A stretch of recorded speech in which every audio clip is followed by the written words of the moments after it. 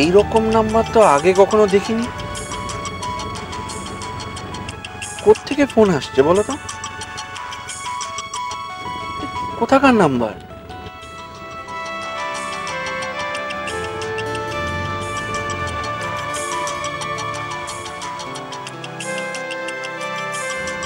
বাইরের ফোন, দাদা ভাই করছে।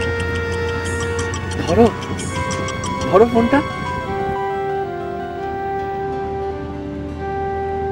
উষসী, উষসী, তুমি এখন কেমন আছো? শুনলাম তোমার পক্স হয়েছিল। আমি ভালো। তোমার গলাটা এরকম লাগছে কেন? শোনো, তোমার ওখানে কোনো অসুবিধে, মানে তুমি ওখানে ভালো আছো তো? হ্যাঁ বৌদি, ভালো আছি। তোমরা কেমন আছো? তোমার কথা আমি ঠিক শুনতে পাচ্ছি না। তোমরা কি রাস্তায় আছো? হ্যাঁ। ও ঠিক আছে, তাহলে পরে ফোন করব। ঠিক আছে বৌদি।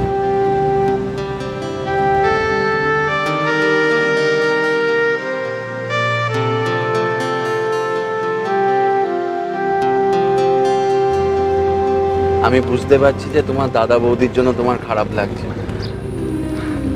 কিন্তু তুমি বলো, ভালো কিছুর জন্য তো সবসময় একটু কষ্ট তো করতেই হয়।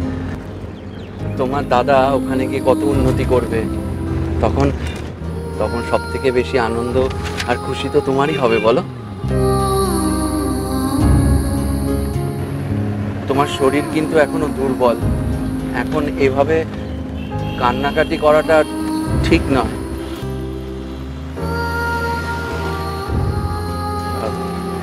বলছিলাম একটা একটা কথা বলবো। সেই বিয়ের পর থেকে তুমি আমায় বলছিলে যে কি একটা কথা বলার আছে, তোমার কথা, তোমার বাবা মায়ের স্বপ্নের কথা। কিছু না। কিছু না? না। তবে ওই যে সেদিন বললে আমায়। ভুল বলেছি, অনেকগুলো ভুল হয়ে গেছে। আগে বুঝিনি, এখন বুঝতে পেরেছি। আমার সব ভুল কেটে গেছে।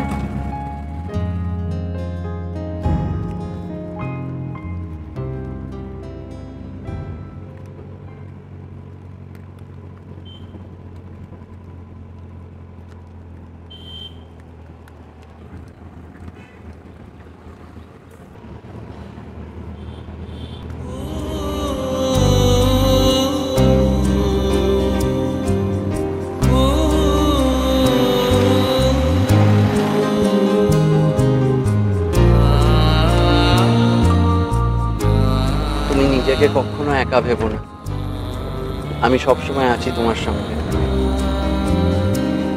না মানে আমাদের গোটা পরিবার তোমার পাশে আছে। সব মেয়েকেই তো বিয়ে করে একটা সময়ের পর পরের বাড়ি যেতে হয়। চেনা পরিবেশ, চেনা লোকজন সব পেছনে পড়ে থাকে, কিন্তু একবার ভেবে দেখো, এই সবের সঙ্গে সঙ্গে কত নতুন সম্পর্কও তৈরি হয়।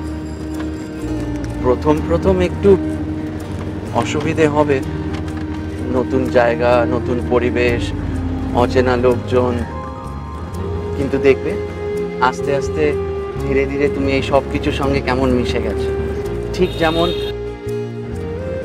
রসমালাই। আমি জানি তোমাদের আর আমাদের বাড়ির মধ্যে অনেক কিছুই আলাদা।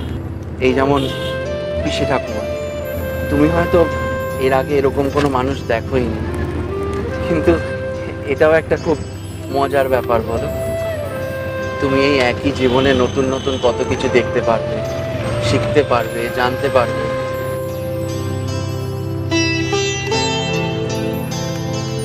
আচ্ছা, মাকে কি তুমি খুব ভয় পাও? সবাই পায় তো, তাই জানতে চায়। জানো তো, মা না বাইরে থেকে এরকম, রাগী, কঠিন, কিন্তু ভেতর থেকে না মানুষটা খুব খুব নরম। সবার জন্য মায়ের খুব চিন্তা। এই যে তোমার জল বসন্ত হলো, মা রাত দিন পড়ে থেকে তোমার সেবা করেছে, কাউকে কিচ্ছু করতে দেয়নি। মা যদি কখনো রেগে গিয়ে কিছু বলে, তুমি কখনো মনে নিও না। মায়ের কথা একবার মন দিয়ে শুনলে বুঝবে মা যা বলছেন ঠিক বলছেন।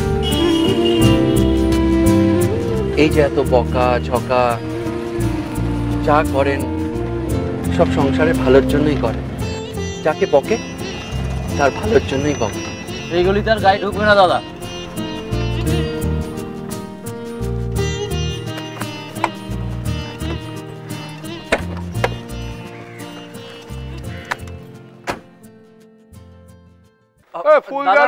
দাদা এদিকে। হ্যাঁ হ্যাঁ বলুন। এদিকে বলছিলাম যে একটা ভালো দেখে ঝাড়ু দেখে নাও না। মা অনেকদিন ধরে বলছিল ওপরের ঘরের জন্য একটা ঝাড়ু লাগবে।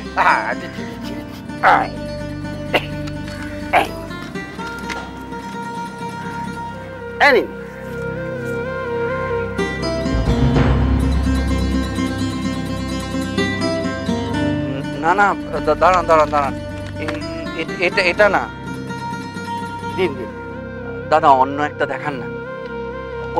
ওইটা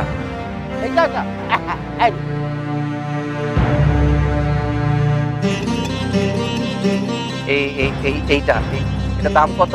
50 টাকা। 50 টাকা? এই ঝাড়ুটার দাম 50 টাকা? আপনি দেখুন না, খুব ভালো। এই কমলাতে এরকম টাকার পাবেনই না। এটার এত দাম হতে পারে না। আমি খালি 35 টাকা দেবো। না না, 35 টাকা আমি দিতে পারবো না। আপনি এক কাজ করুন, আমি ওটা 45 টাকা। আচ্ছা আচ্ছা ঠিক আছে, আপনার কথা থাক আর আমার কথা থাক। আমি কিন্তু 40 টাকার থেকে আর একটা পয়সা বেশি দিতে পারবো। ঠিক আছে, তাই দিন। এই দিন। হ্যাঁ,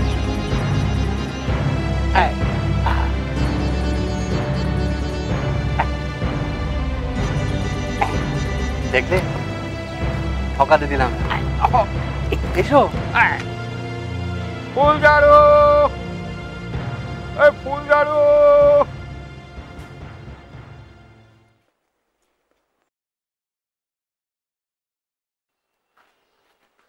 মা আমরা এসে গেছি।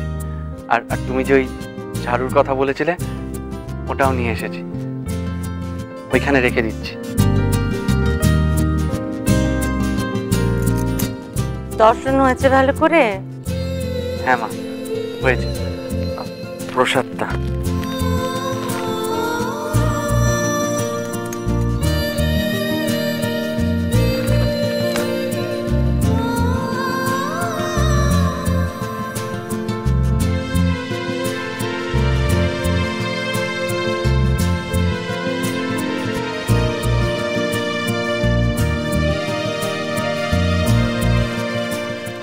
দেখি, এদিকে এসো। ভগবান একটু সুমতি দাও ঠাকুর। সুন্দরী, আমি নিজের হাতেই ঠাকুরের কাছে রেখে আসি।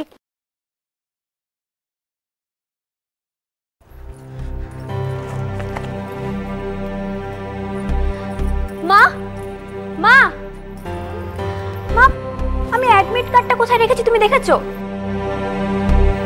কি কার্ড? Admit card.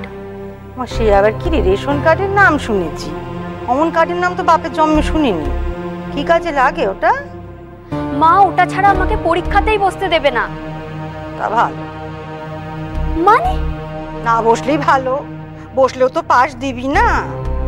জানিস নিশিত, আমার তো মনে হয় তোর বোন ইচ্ছে করে এই কার্ডটা হাফিস করে দিয়েছে যাতে পরীক্ষায় না বসতে হয়। এখন নাটক করছে দেখ।